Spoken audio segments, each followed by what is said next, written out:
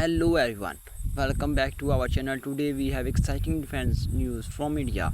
A weapon system made in India has now been deployed in another countries.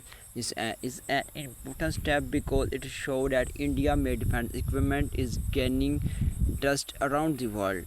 For many years, India imported most of its weapons, but now the country is making advanced military systems at home under the Make in India program. These include missile radar system, artillery guns, drones, and air defense systems.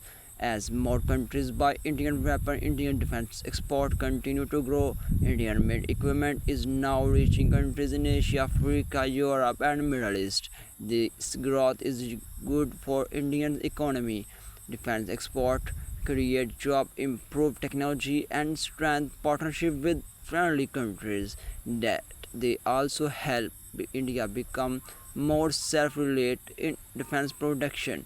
Experts says India weapons are becoming popular because of they offer modern technology at competitive prices. Many countries are looking for reliable alternative and India is becoming an important supplier.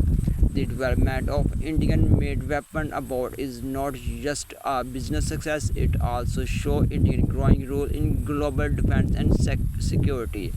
In the coming year, India plans to export even more defense equipment and expand its presence in international arms market.